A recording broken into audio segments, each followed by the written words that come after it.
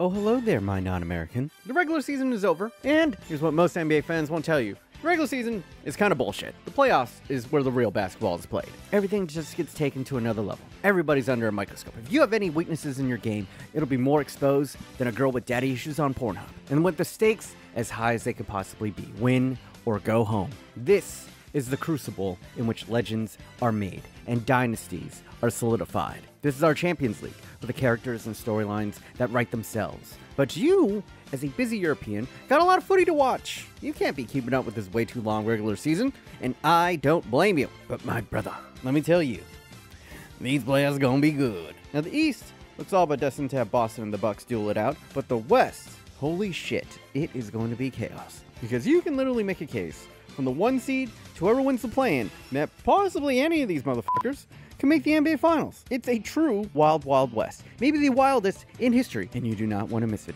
So as usual, let me be your guide. Give you a quick breakdown on who are the main contenders, the juicy storylines, and even give you a few sleepers for all the cool kids in the back. So welcome to a Clueless European's guide to picking a team to bandwagon in the NBA playoffs.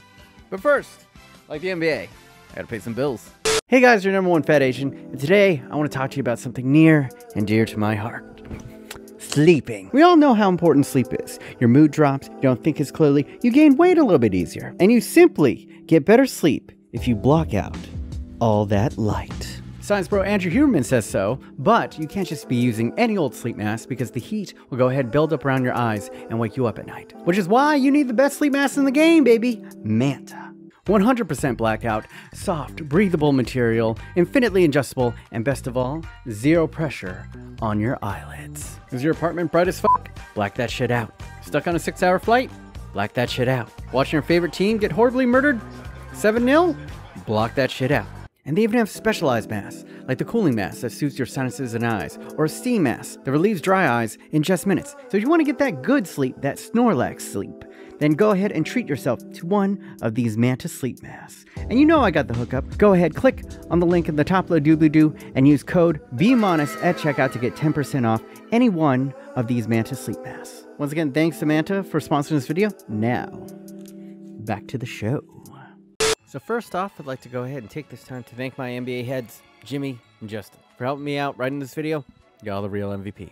Now, typically this time of year, the team I recommend to all my European bros is obvious. It's the Dallas Mavs. And that is simply because they have Luka. Oh, Luka, you are the most exciting young player in the NBA, undoubtedly the future face of the NBA. And as dazzling as he has been in his short career, he gets even better in the playoffs. Every playoff run I've seen this kid, he has at least one series where he just completely takes over. The moments of Luka magic in the playoffs grace the halls and annals of YouTube as we speak. But, those compilations aren't getting any longer this year, because the Mavs didn't even make the playoffs. Yeah, after making the Western Conference Finals last year, the Mavs have regressed, letting Jalen Brunson walk in free agency, who then went to become an all-NBA player in New York, and in their desperation to try to replace his talent, they made a deadline day trade, giving up a lot of the role players and team chemistry that helped them make it to the Western Conference Finals a year ago, in order to bring in the human distraction known as Kyrie Irving.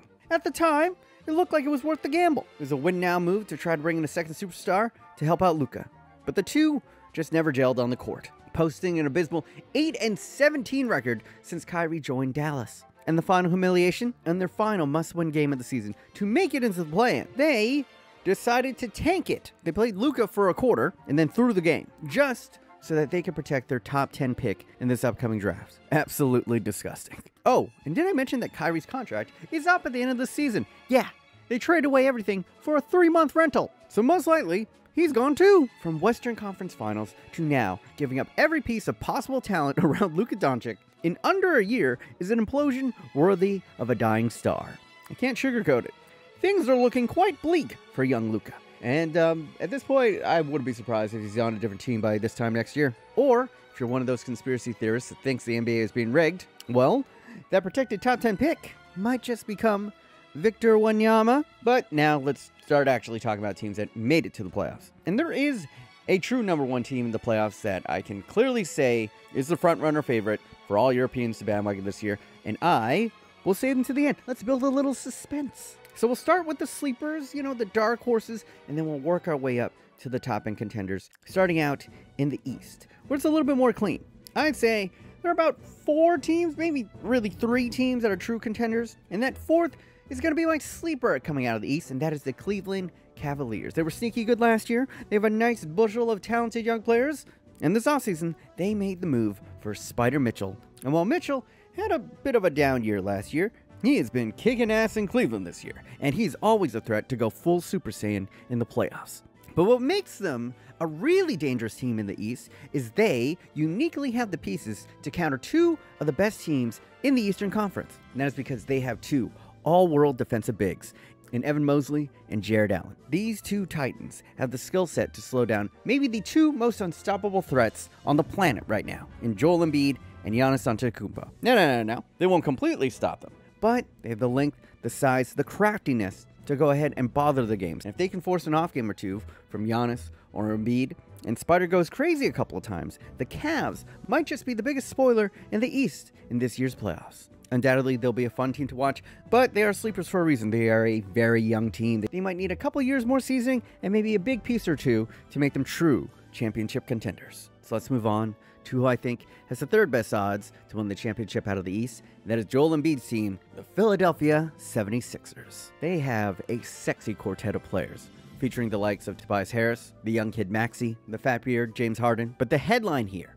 on the billboard is Joel Embiid is a goddamn monster. He has been Godzilla this season. And that's mostly because for the first time in a long time, he's just stayed healthy the entire year. And when the big man is healthy, he fucking eats. He is the protagonist in all the anime that he watches, and maybe the only person on the planet that can stop Jokic from three-peating as an MVP. But as amazing as this team has been in the regular season, they are 3rd on this list for a reason. That is simply James Harden. He's a lot older, and he's just never done in the playoffs. The dude just shrivels for some reason. His game doesn't translate, and even though Joel Embiid has been healthy all this season, this is also the most minutes he's played. Can that big body of his hold up? Or if they run to the Cavs, can he get enough out of his supporting cast? Can James Harden make the big shots in the big moments? But I guess we will see. And then coming at the 2nd seed in the East are the Boston Celtics. They made it to the finals last year and have kept most of the team intact. Well, except for losing their young, brilliant coach Udoka, because apparently he was trying to bang everything with a hole in the building. Yeah, that's a fun story to look up. But this roster is about as perfectly constructed as any in the NBA. And for stretches this season, they've looked like the best team in the NBA.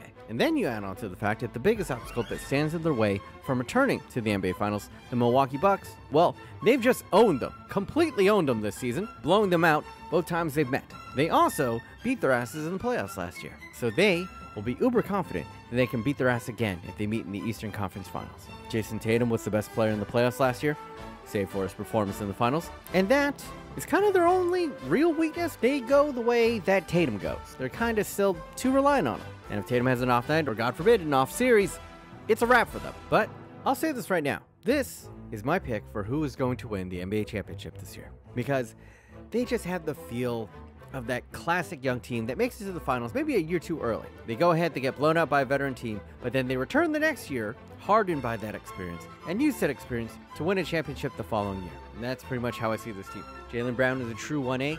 When Time Lord is healthy, they look ridiculous on defense. And if playoff Tatum shows up again, I think Boston's going to be putting another banner up in the rafters this year. But now, let's switch it over to the Wild, Wild West. By the time that I posted this, play-in will have concluded. And I'm going to predict right here that the LA Lakers are going to make it into the playoffs. I can also predict that absolutely no one wants to play them. A mid-season trade that got rid of Russell Westbrook and brought back D'Angelo Russell, Malik Beasley, and Jared Vanderbilt might go down as one of the greatest all-time trades in the modern era of the NBA. It literally solved every issue that this team had. They finally got the shooting and three-point help that they have desperately needed since the bubble championship. And Jared Vanderbilt has combined with AD to make the Lakers one of the best defensive teams in the league since his acquisition. They have been absolutely bullying teams with their size and strength of that front court. And now, with LeBron having relatively fresh legs coming off a long-term injury, the Lake Show looks primed and ready to make a deep postseason push. They're one of the hottest teams going into the playoffs, and LeBron has not looked completely washed this season. And this team might just have a legit chance of winning a ring. That's how amazing that trade was. The chances aren't very high, but it's still a chance. And if they make it past the play-in, I can definitely see them upsetting a team or two. But now, let's talk about the best story of the NBA season. Light the beam! The beam Light the outside. beam! Light the beam! The Sacramento Kings are in the playoffs for the first time in 16 years. The longest playoff drought in American sports is finally broken. At the start of the season, everyone thought they would be tanking for Wembanyama, as they traded away Halliburton for Sabonis, and it just looked like another boneheaded move by the Kings. And who could blame you? They've been dog shit for a generation. But then, the season started, and Sabonis has been incredible for them. It's allowed them to space the floor, and Halliburton's departure has made way for De'Aaron Fox. Yes, some guy you never heard of is actually the one guy you want on your team when it comes to the fourth quarter. No one on this planet right now is better in clutch time. And offensively, this Kings team has just been outrageous in the regular season. The best offensive team in the NBA. And that has allowed them to capture the 3rd seed in a home playoff series for the ravenous fans. And with all of that, no one is really giving them a shot. Not in the playoffs. Because unfortunately, guess who they drew in the first round? Yeah, the defending champions, the Golden State Warriors. Now, the Warriors are the 6th seed because they have just had a strange season. After winning it all last year, it looked like everything was set up for them to just steamroll into the season. But even before they got the year kicked off, Draymond Green thought it was a good idea to knock out budding superstar Jordan Poole with the Superman punch that would make Dana White salivate.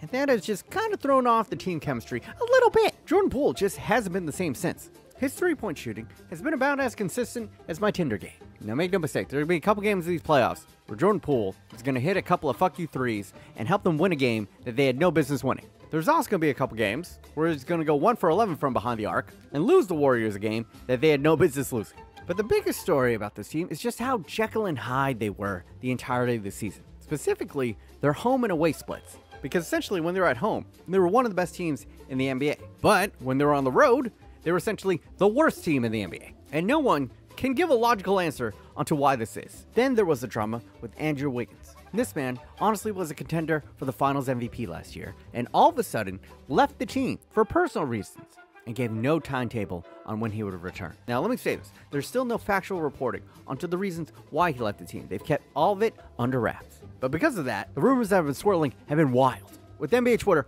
all but convinced that the man's wife cheated on him and his kids aren't his. But whatever the reason why he's gone, the loss of Wiggins has been ginormous. He is a key cog, the reason that the smaller Warriors can actually compete with some of the bigger and more athletic teams in the league. So yeah, things have been a little Jekyll and Hyde all year for the Golden Dynasty. But going into the playoffs, I still wouldn't count the champs out just yet, because they've looked sharp, winning 5 out of the last 6, including beating the Kings at the end of the season. Klay Thompson, while he isn't quite the same player as he was before his 2 devastating injuries, but he might have become even a better shooter, as he led the league this season in threes made, and became only the 3rd player in NBA history to hit 300 threes in a season. And right as we're about to enter the playoffs, we have just received news that Andrew Wiggins will be available. Now, is he in shape? Is his mind in the right place? Can he get back up to speed quick enough? So it seems like the champs are getting all their ducks in line right now. They've got the veteran savvy, they know what to do in the playoffs, and they'll probably be able to sneak past a much younger and inexperienced Kings team, at least in the first round. But I'm telling you this, and the Warriors are my hometown team. I just don't see it. I just don't see it this year. I hope I'm wrong, but I just think their defense on the road and the inconsistent shooting of Jordan Poole is going to let them down at a crucial time. So let's move on and talk about the 2nd seed in the West, the Memphis Grizzlies. Now, this young, exciting squad was the talk of the town last year, but that was last year. And all the talk this season has been for all the wrong reasons. And it just boils down to one man, Ja. Ja Morant has become a complete headache for this team. You've already probably seen the video of him flashing the gun on IG Live, which went ahead and led to his suspension, and then he had to go on TV and publicly apologize. But honestly, that incident was just the tip of the iceberg this year, because there are ongoing investigations into multiple incidents. One accusing Ja of beating the shit out of a 17-year-old after a pickup game, which has become a little bit he said, she said. But apparently, the 17-year-old threw the ball, hitting Ja in the face. And Ja didn't take kindly to that, and he whooped the kid. And apparently flashed a gun on the kid after the 17-year-old threatened to light up Ja Morant's house. But then there was another incident that was involving Ja Morant's mom, who apparently got into a dispute at a shoe store at a mall. She called up Ja, and Ja showed up with his boys. It got to the point where cops had to be called. And then there was yet another incident in which Ja and his boys got into it with the Pacer players. Ja was riding in a car with his boys, and someone from that car flashed a red laser directly into the Pacers team bus. And some of the Pacers players and family were claiming that they thought it was a gun. But none of that has been confirmed. So what we know for sure is that he did flash the gun on IG Live. We have video proof of that, and that he definitely beat the shit out of a 17-year-old. Everything else is just kind of smoke. but there's a lot of smoke. And it's just sad because if you minus all the distractions, he's still one of the most exciting, one of the most brilliant young players in the league. But it has become crystal clear that the company he keeps is going to fuck up his bag and maybe set his career back. Now, if we go to just on-the-court stuff, Ja has returned from his suspension, and the Grizzlies have stayed winning. They're second in the West for a reason. And they're going to the playoffs looking good, beating the Warriors, who they fucking hate. That's another thing you need to know. I don't know. There's just so much legal trouble hanging over the head of Ja Morant. And you know there's going to be distracting question after question that his teammates and his coach have to answer at all the pressers. It's just unneeded shit that is going to draw away focus and might fuck up this team's run. So that's why I think there's two other contenders in the West that you Euros would be wiser to go ahead and bandwagon. First up are the Phoenix Suns. I know. Last year, they let everybody down, and it was gross. Nearly shattering the records for most wins in a season. And then in the playoffs, they just pooped the bed, getting bounced out by the Mavs in the second round. The Chris Paul curse looks stronger than ever. Devin Booker has been beefing with Bad Bunny, and their old owner was revealed to be an old racist white guy. Who would have seen that? Because getting Durant will pretty much allow Chris Paul and Devin Booker to get whatever look they want. And they're already eating when it was just them two. And having Durant basically allows them, anytime they need a bucket, anytime they need a good look, you just throw it into him. That was their only issue last year. When they needed that crucial bucket to slow momentum, to stop a run, they couldn't get it. But now, with Durant spacing the floor, all three of them can create their own shots. Oh, and did I mention their center, DeAndre Ayton, one of the best young bigs in the game. And it's a big if, considering Chris Paul and Kevin Durant's injury history, if they stay healthy, there is no team that can stop them. It's injuries or Bad Bunny releasing a sex tape with Kendall Jenner. Though Katie's going to fit in. He's one of the greatest plug-and-play players of all time. And I am just sad. Not just as a Golden State Warriors fan, but because this might be the end of the Chris Paul curse. Or an all-time solidification of it. We will see. And then there's the number one seed in the West, which I think a lot of Europeans should be bandwagoning for a very simple reason. And that is because they have the two-time, maybe three-time MVP of the NBA. And he is, as you might have guessed it, my friend, European. Yes, I'm talking about the Denver Nuggets and Nikola Jokic. This titanic unicorn passes like Magic Johnson and rolls to the basket like Hakeem. Oh, and did I mention that he shoots threes at a higher percentage than Devin fucking Booker? But you already know of the magnificence of this brilliant man. The big change from a year ago is that his supporting cast is finally back from all the long-term injuries. Jamal Murray has returned to an all-star level after essentially missing the last 2 years. And then he has two borderline all-stars in Porter Jr. and Aaron Gordon. You might know Aaron Gordon. He can do things like this. They also feature one of the deepest benches in the NBA. They're the most complete team in the West. The issue is, for whatever reason, they haven't been playing good basketball lately. In fact, they might be the coldest team going into the playoffs. And honestly, it just doesn't bode well because they kind of have this reputation. They're that one team that could do it all in the regular season, but once you put a lot of pressure on them, they kind of fall apart. Think kind of like PSG in the Champions League, or Manchester City in the Champions League, if you will. And unfairly as it is, that's the label that's going to hang over their head until they win the big one, or at least do something in the playoffs. Which is why there's one more team that I would put ahead of the Nuggets when it comes to bandwagon for my Euro friends. And come on, it's pretty obvious. I left them out when I was talking about the East. It's the Milwaukee Bucks. All should fear the deer this year, as Giannis Antetokounmpo is having yet another MVP caliber season. It's crazy to think that arguably the two best players in the NBA are European, and the future face of the NBA is also European. It would be like if Christian Pulisic was the best player in the Premier League. If I were you Europeans, I'd be talking so much shit right now. But I digress. This team is near perfect. It's almost the same cast as was 2 seasons ago when they won it all. And the big difference is Chris Middleton, the Robin to Giannis's Batman, is back and relatively healthy. But even without him for most of this year, they have been the best team by far in the NBA. Now Middleton did have a little bit of scare with his knee, but the MRI came back clean, and they expect him to be a full go in the playoffs. Remember that he was out versus Boston last year, and many thought that if Middleton was actually healthy and ready to go, they would have beaten Boston. So that is the big question. As I mentioned earlier, Boston has had their number as of late. They're not going to fear the deer at all. In fact, over the last 2 games, Boston has blown out the Milwaukee Bucks by over 100 points combined. But the playoffs are a different beast, and the question now is, can Giannis prove that he is one of the greats? A true champion that can rise from the canvas after being knocked down. And if Middleton can round into form, keep that knee upright, if I were European, and I could only bandwagon one team to go ahead and spray that champagne in June, it'd be the goddamn Bucks. And that is going to be my bandwagon guide to the NBA playoffs this year. But anyway, if you guys did enjoy, go ahead, smush your hard right nipple on the like button. I'd like to thank all my patrons, keeping me alive, paying my editors to get these video outs quicker. And yeah, until next time, America.